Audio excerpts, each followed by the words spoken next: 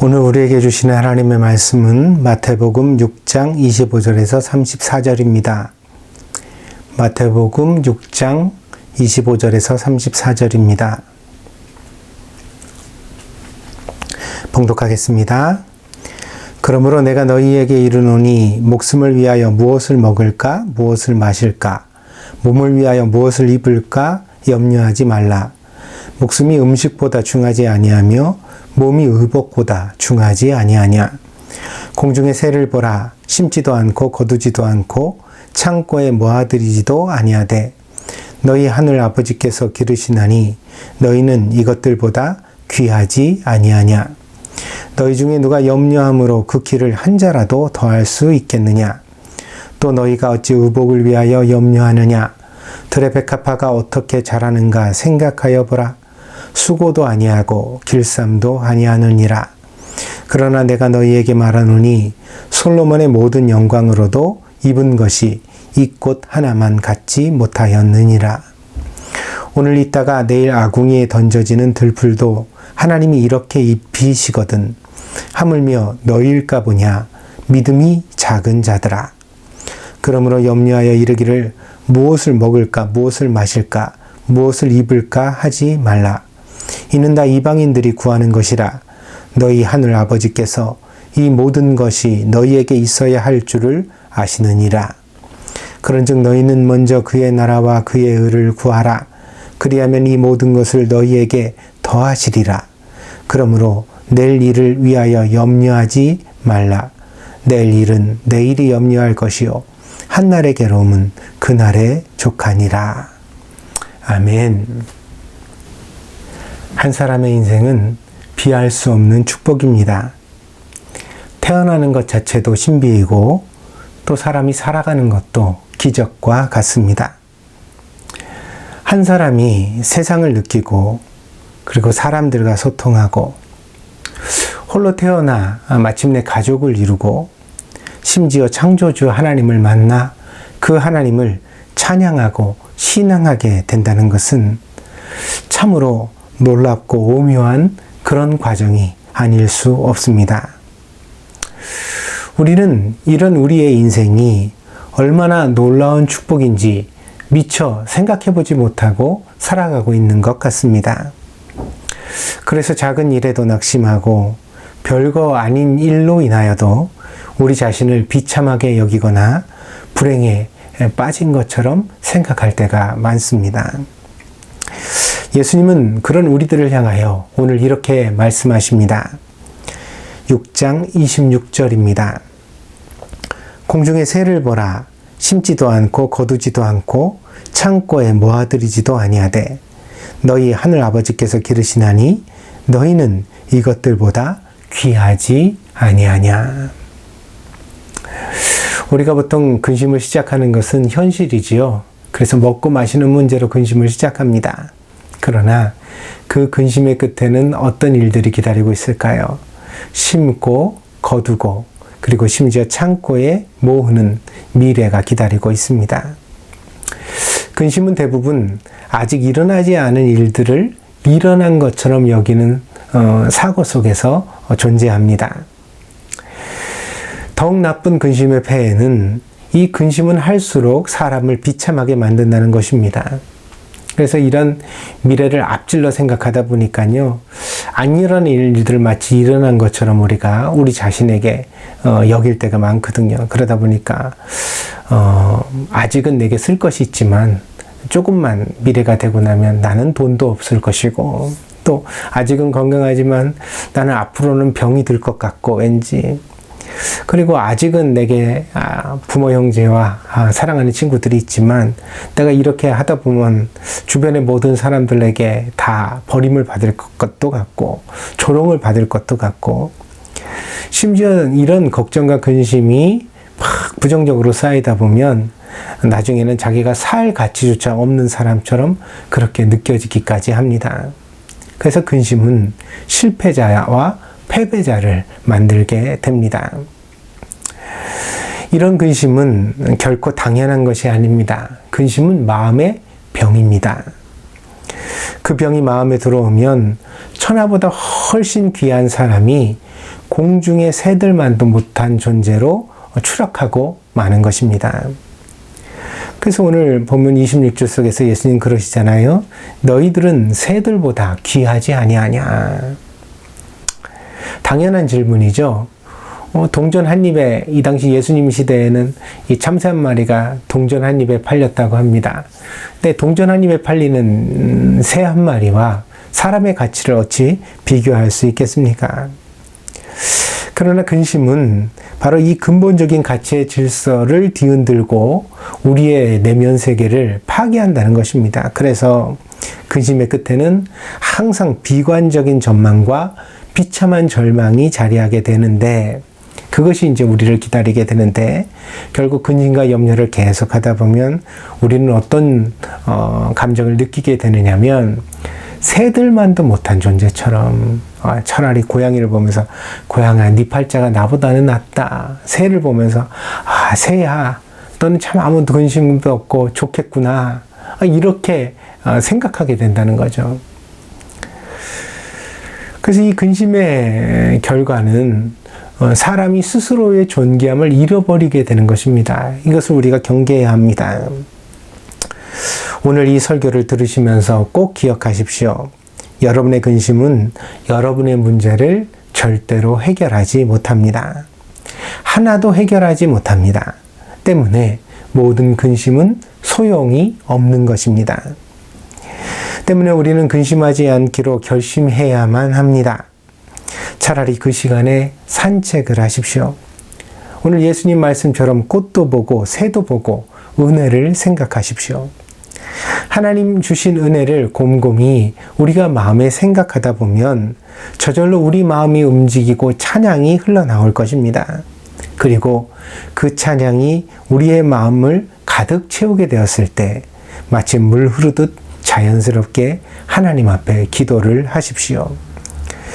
근심의 문제부터 끌어내서 하나님 이것 해결해 주세요, 저것 해결해 주세요, 그렇게 기도하지 마시고, 그러면 그 좋은 분위기가 망쳐지지 않겠습니까? 근심은 잠깐 뒤로 밀어두시고 그때는 어떤 기도를 해야 하느냐면 감사의 기도를 하십시오. 지금까지 나와 함께 하신 하나님, 하나님께서 나를 얼마나 사랑하시고 나에 대하여 얼마나 많은 자비를 베풀어 주셨는지 내가 잘 알고 있다고 하나님 앞에 말씀드려 보시기를 바랍니다. 그러면 그런 여러분의 마음의 태도를 하나님께서 기뻐하시는 것이 여러분에게 느껴질 것입니다. 여러분도 자녀들에게 비슷한 것을 느끼지 않습니까? 비록 내 자녀이기 때문에 빨래도 해주고 음식도 차려주고 용돈도 주고 방 청소도 해줍니다. 그렇지만 자녀들이 이 모든 것들을 마치 당연한 것처럼 여긴다면, 그래서 어느 날 아이가 엄마 왜 내 방 청소 안 해놨어? 아빠 이번 달 용돈 왜 안 주고 늦게 줘? 이렇게 얘기를 하면 우리가 얼마나 속이 상하겠습니까? 섭섭한 마음이 들겠죠. 그러나 반대로 자녀들이 그런 소소한 일상에 대하여서 엄마 나 때문에 늘 맛있는 음식 만들어 주셔서 고마워요. 나는 세상에서 엄마가 만들어준 게 제일 맛있어요. 이렇게 얘기를 하면 얼마나 이뻐요. 또 아빠가 용돈을 줄 때 아빠 이렇게 나에게 필요한 것들을 쓸 수 있도록 해주셔서 감사합니다. 내가 이거 아껴서 잘 쓸게요. 고마워요. 그러면 그 한마디에 그냥 마음이 푸근해지면서 더 주고 싶은 마음이 막 생겨나지 않겠습니까? 근데 이제 철이 없는 녀석들은 보통 그렇게 반응을 합니다. 옆집 엄마는 요리도 잘하고 잔소리도 안 한다는데 엄마는 왜 이렇게 잔소리가 많아? 이딴 얘기를 하고, 또 아빠한테 용돈 달랠 때도 마치 빚쟁이가 빚 독촉하듯이 내 거 내놔, 왜 안 내놔, 왜 늦게 주는 거야, 왜 조금 주는 거야, 이런 얘기를 하면 그냥 속이 많이 상하시죠. 그죠? 그럴 때는 진짜 내 새끼지만 한 대 쥐어받고 싶은 마음이 저절로 생기지 않을 수 없습니다. 감사를 모르는 자녀를 우리가 예뻐하기 힘든 것처럼 하나님께서도 감사가 없는 신자는 그 마음이 메마른 신자요, 또 성숙하지 못한 신자로 보입니다. 그래서 하나님이 이런 신앙의 모습을 결코 기뻐하시지 않습니다. 불편해 하십니다. 그래서 사도 바울이 에베소 교회에 보낸 편지 가운데 신자들을 이렇게 권면했습니다. 에베소서 5장 10절입니다. 주를 기쁘시게 할 것이 무엇인가 시험하여 보라. 시험하여 보라는 말은 생각하고 찾으라는 뜻입니다. 그래서 영어 성경에서는 이 본문을 find out 이라고 번역하고 있는데, 이것은 저절로 그냥 발견되는 것이 아니라 열심히 찾아내려고 노력하는 그런 마음을 나타내거든요. 그러니까 하나님을 기쁘시게 하는 일에 신자는 관심을 기울이고 노력을 다해서 찾아야 한다는 뜻입니다. 여러분은 그렇게 살고 있습니까? 사람들이 자기를 기쁘게 하는 일에는 매우 눈이 밝아졌습니다. 그래서 요즘에는 웰빙이니 오라벨이니 하는 말들이 마치 유행처럼 사람들의 의식을 가득 채우고 있습니다. 또한 자기 가족도 지극히 사랑합니다. 아내를 위해 주말마다 쇼핑을 가주는 남편들도 많고요. 또 아이들 위해서 새벽부터 밤늦게까지 차로 바래다 주고, 또 데리러 오고, 또 도시락을 싸주고, 또 필요한 교육을 시키기 위해 뒷바라지를 하는 그런 열혈 부모들이 참 많습니다. 그러나 이 시대에 과연 하나님을 기쁘시게 하기 위하여 하루에 단 1시간만이라도 고민하고 노력하는 신자들을 볼 수 있을까요? 그리스도인이라는 우리들에게조차 이런 모습은 흔하지 않습니다. 실상 하나님은 우리 관심에서 멀리 벗어나 계시다가 겨우 주일에만 묵은 먼지를 털어내고 관심을 잠깐 받는 그런 분이 되어 있지는 않습니까? 그나마 이 코로나 시국으로 인하여 주일 예배도 어려움을 겪으면서 이제는 하나님에 대한 관심, 하나님을 기쁘시게 하려는 마음이 더욱더 멀어져 있는 이 세대를 보게 됩니다. 세상을 말하는 것이 아닙니다. 교회를 말하는 것이고요. 다른 교회를 말하는 것이 아닙니다. 우리 자신의 모습을 돌아보자는 것입니다. 하나님을 잊고 살아가는 것이야말로 이 시대의 불행입니다. 그 은혜의 자각이 없으니까 인생이 송두리째 근심에 빠져 허덕이는 것입니다. 아무리 좋은 음식을 먹어도 만족이 없고, 아무리 좋은 옷을 입어도 따뜻함이 없이 마음이 쓸쓸하기만 한 것은 우리가 하나님으로부터 멀어져 있다는 증거입니다. 그래서 신앙의 부흥은 거창한 것이 아닙니다. 우리 마음에서 하나님을 향한 사랑과 관심을 회복하는 것입니다. 하나님과 동행하고자 마음을 쓰는 그런 신자가 되는 일입니다. 그래서 오늘 우리가 어떻게 하면 하나님과 동행할까? 하나님의 은혜를 우리 안에 회복할까? 다시 한번 깊이 고민해보는 성도들이 되어지기를 바랍니다. 요즘은 코로나19가 온 세상을 뒤덮고 있습니다. 눈에 보이지도 않는 바이러스가 이토록 사람들의 문명을 무력화시키고 또 모든 사람들에게 위기를 준다는 것이 참으로 놀랍기도 합니다. 그러나 이것이 또한 우리가 처해 있는 현실이기도 합니다. 이제 코비드19는요, 전 세계적으로 확진자가 6,500만 명을 넘어섰고요. 또 이 질병으로 인하여 사망한 사망자가 보고된 것만 150만 명입니다. 그런데 여러분 아시겠지만 통계가 그렇게 명확하지 않다거나 또 이렇게 문명의 혜택을 받지 못하는 지역도 많이 있잖아요. 그러니까 얼마나 많은 사람들이 이 질병으로 인하여 그 목숨을 잃었는지 우리가 다 헤아리기 참 힘든 현실입니다. 일본에서도 요즘 보니까 하루에 사망자가 40여 명을 넘어섭니다. 그래서 날마다 연일 신기록이 탄생한다고 그래요. 확진자 수도 물론 그렇지만 사망자 수도 그렇습니다. 그래서 이미 병원마다 중환자를 위한 병실이 거의 다 차서 자리가 없게 되어서 급박한 대책을 의료계에서 정부에 요구하고 있습니다. 절대로 이 불행이 남의 일이 아닙니다. 다시 말씀을 드리거니와 이번 겨울은 극도로 조심하고 각자 자기의 방역에 최선을 다하는 성도들이 되어주시기를 바랍니다. 그러나 이 코로나 시국에도 역시 인생은 이어지고 사람들의 아름다운 이야기는 생겨나고 있습니다.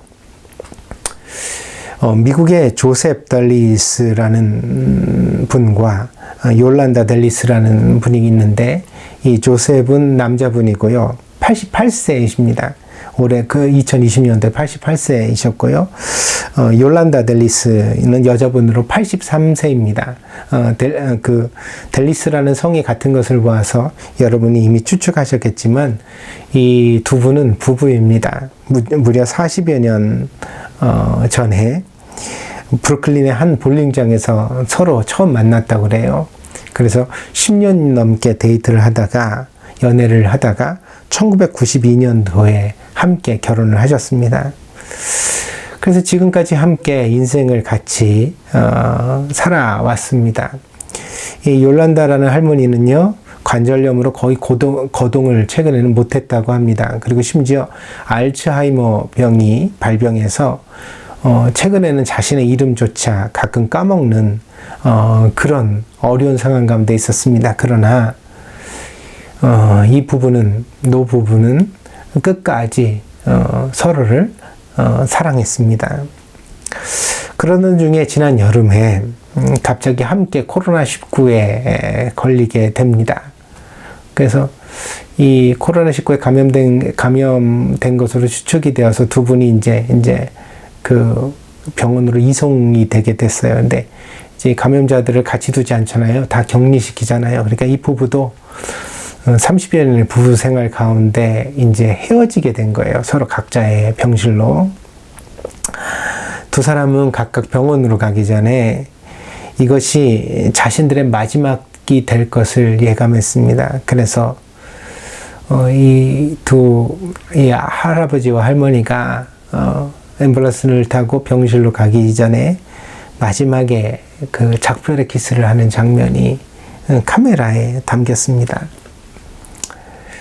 그리고 이렇게 뜨겁게 서로를 사랑했던 이 두 분은 병실에 가서 며칠 지나지 않아 결국 세상을 떠난 것으로 알려졌습니다. 지난 6월 달에는 멕시코의 한 청년이 코로나에 걸린 자신의 할머니를 살리기 위해 필사적으로 병원을 찾은 일이 있었습니다. 그러나 청년이 병원의 주차장에 들어섰을 때 이미 할머니는 의식을 잃고 맙니다. 청년은 그 상황에서 자신이 코로나에 같이 감염되고 어떤 위기를 당할 것을 염려치 않고 상관하지 않고 의식을 잃은 할머니에게 매달려서 즉시로 인공호흡을 했습니다. 이 장면이 우연하게도 모세 파블로라는 한 사진작가가 이 코로나로 인하여 어려움을 당하는 사람들의 사진을 찍기 위해 병원을 방문했다가 주차장에서 그렇게 통곡하면서 자기 할머니에게 인공호흡을 하고 있는 이 손자의 모습을 사진기에 담게 됩니다. 이 사진을 본 세계의 사람들이 그런 말을 했습니다. 죽음의 두려움보다 사랑이 더욱 크다는 것을 보여준다.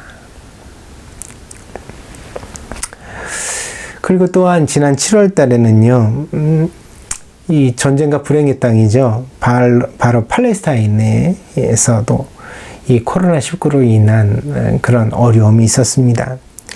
헤브론에 사는 자하드 알스와이티라는 30살의 청년입니다. 근데 이 청년이 어머니를 모시고 살고 있었는데 갑자기 어머니가 기침을 하기 시작합니다. 그래서 이 어머니를 모시고 병원에 가지 않을 수 없었습니다. 그의 어머니는 이미 백혈병을 앓고 있었거든요. 그런데 역시 검사를 해보니까 코로나19가 확진됩니다. 병원은 즉시로 어머니를 병실에 격리했습니다. 그리고 그녀가 오래 살 수 없다고 그렇게 진단을 내렸습니다. 면회가 금지된 상태에서 이 청년은 밤마다 어머니를 몰래 보기 위해 병원을 찾았습니다. 병원 건물 외벽에 이렇게 설치되어져 있는 파이프 라인이 있었다 그래요. 그 상수관인지 배수관인지 알지 못하지만 하여튼 그 배관을 타고서 몇 층을 갔다가 이 청년이 기어 올라갑니다. 그리고는 어머니의 병실까지 가서는 그 병실의 창문 밖에 창문에 작은 난간이 있지 않습니까? 거기에 걸터 앉아서는 그래서 밤마다 창문 너머에 자기 어머니를 이렇게 지켜보는 것입니다. 그래서 하염없이 어머니를 지켜보다가 그 어머니가 잠이 드셔야 비로소 이제 벽을 타고 다시 내려와 집으로 향하는 일을 반복했다고 합니다. 이 모습을 길을 지나던 사람들이 우연하게 핸드폰으로 찍어서 그렇게 인터넷에 올렸습니다. 세계에 이 사진이 알려지면서 많은 사람들이 이 자하드의 어머니를 응원했지만 그러나 결국 지난 7월 16일에 이 어머니가 세상을 떠난 것으로 알려졌습니다. 우리는 보다 안전한 세상에서 살고 있어서 이 불행이 마치 우리와는 전혀 상관이 없는 것처럼 여기는 그런 태도가 있는 것 같습니다. 사람들은요, 불행이 다가오기 전까지는, 그러니까 자기 목전에 이르기 전까지는 그것이 늘 남의 이야기로만 생각합니다. 그래서 누가 어떤 불행을 당했다 그러면 잠시 우리가 좀 측은히 여기기는 하지만 그 불행이 나에게도 올 수 있다는 생각을 잘 안 하는 것 같아요. 그러다 보니까 우리 인생의 게으른 태도도 잘 고치지 못하고 후회할 짓들을 계속하면서 사는 것을 보게 됩니다. 그러나 막상 불행이 우리에게 닥치면 사실 우리가 할 수 있는 일이 별로 없습니다. 불행과 맞서 싸워보겠지만 그러나 불행이 이길지 우리가 이길지는 오직 하나님만 아시는 일이라는 사실입니다. 그래서 이미 사건이 벌어지면 늦은 감이 없지 않습니다. 그때는 사실 우리가 선택의 여지가 별로 없거든요. 그래서 우리는 지금 우리에게 주어진 인생을 제대로 살아야 합니다. 어머니 손을 잡을 수 있을 때 잡아드려야 하고 자녀들에게 사랑한다고 말할 수 있을 때 그 말을 더 많이 하셔야 하고 우리가 하나님을 기쁘시게 할 수 있을 때에 하나님의 기쁨이 되는 삶을 살아야만 한다는 것입니다. 그래서 지금은 아니고 나중에 먼 훗날에 내가 조금 더 여유가 생겼을 때 혹은 기회가 있을 때 그때 그렇게 해보겠다. 그러면 인생도 신앙도 이미 늦습니다. 특별히 우리는 더욱 사랑해야 하겠습니다. 인생의 고통과 아픔을 치유하는 유일한 치료제는 바로 사랑이기 때문입니다. 어떤 불행도 사랑보다 클 수는 없습니다. 진심을 다해 사랑해주고 또 그 사랑을 받아들이는 사람이 있다면 그렇다면 그들은 결코 용기를 잃지 않을 것입니다. 본문에서 예수님은 제자들에게 근심하지 말라, 아무것도 염려하지 말라 이렇게 말씀하시면서 그 마지막에 먼저 그의 나라와 그의 의를 구하라 그렇게 말씀하셨습니다. 오늘 33절입니다. 그런즉 너희는 먼저 그의 나라와 그의 의를 구하라. 그리하면 이 모든 것을 너희에게 더하시리라. 저는 오랜 세월 동안 이 먼저 그의 나라와 그의 의를 구하라는 말씀이 교회를 위해서 먼저 봉사해라. 신앙생활을 사사로운 개인의 삶보다 우선시하라는 그런 말씀으로 이해했습니다. 그러나 저의 그런 이해는 충분하지 않았다고 생각합니다. 하나님의 나라와 하나님의 정의는 예배당 안에만 가둘 수 없는 것이기 때문입니다. 하나님의 나라와 하나님의 정의는 오히려 우리 안에 있습니다. 특별히 우리가 서로 사랑할 때에 우리들의 마음 가운데 그 하나님의 나라가 임하고 하나님의 정의가 실현되어지는 것입니다. 누가복음 17장 20절에서 21절입니다.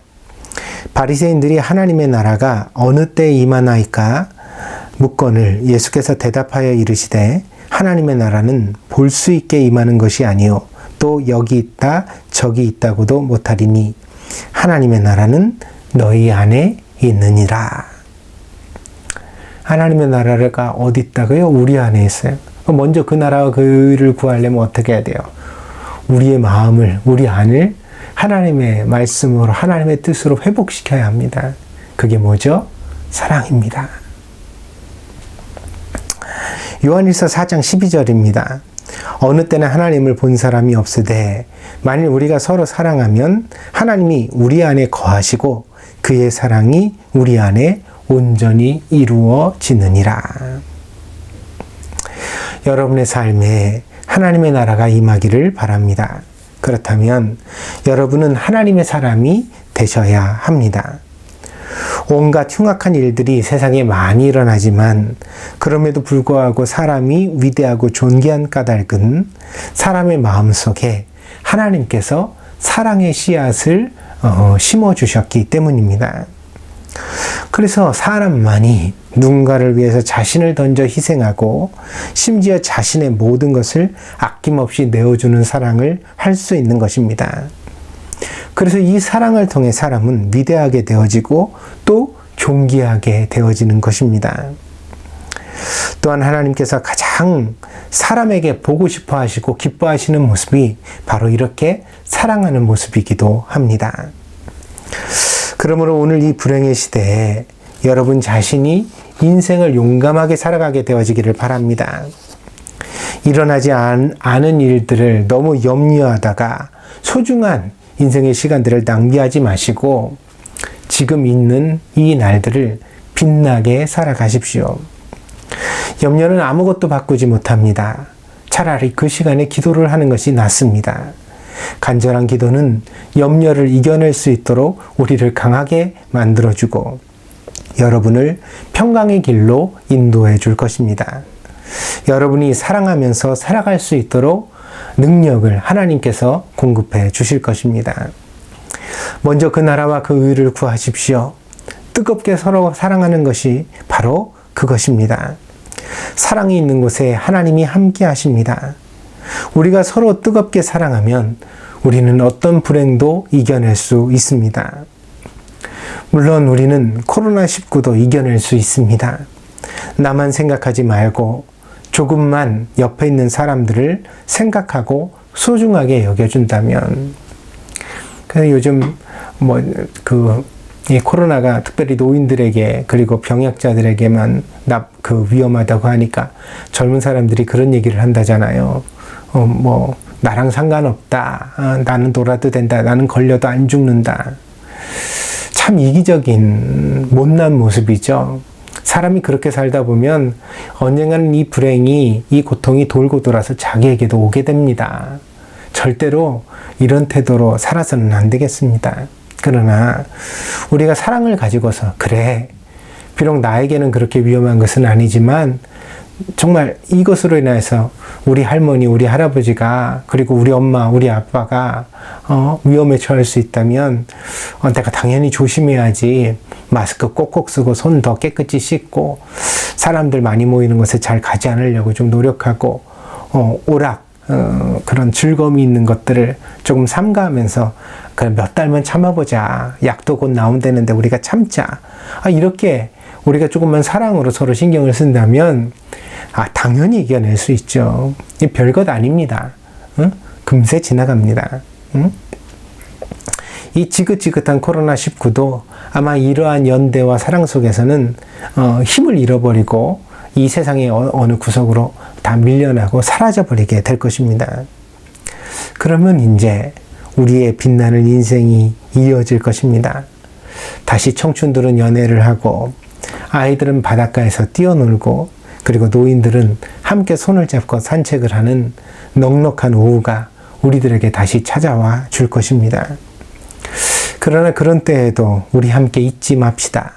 이 모든 것이 축복이라는 것, 이렇게 일상적인 것, 평범해 보이는 것, 아무것도 아닌 것처럼 보여지는 일들이 사실은 참 빛나는 행복이고, 그리고 또 하나님께서 우리에게 주신 비할 수 없는 축복이었다는 것을 이번에는 꼭 마음에 기억하고서 감사하며 살아갈 수 있는 우리들이 되어지기를 바랍니다.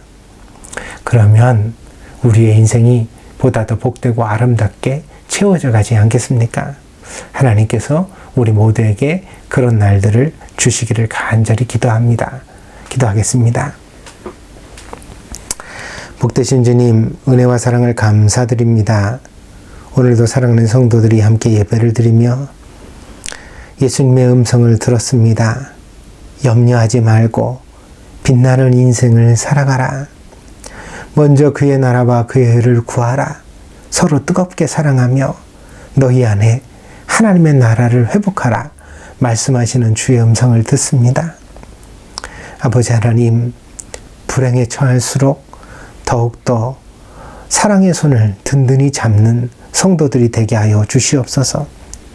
그리하여 우리가 서로 사랑하기 때문에 모든 어려움을 함께 이겨내게 하시고 하나님께 영광을 돌려드리게 하시고 하나님이 보시기에 가장 기뻐하시는 복된 인생을 살아가는 성도들이 되게 하여 주시옵소서. 오늘 저희들 안에 하나님이 큰 은혜 주시기를 원합니다. 그리하여 소중한 인생 함부로 흘려보내지 않게 하시고 오늘 하루하루 빛나게 살아갈 수 있는 복된 성도들 되어지게 하여 주시옵소서. 감사를 드리며 모든 말씀 예수 그리스도의 이름으로 기도하였습니다. 아멘.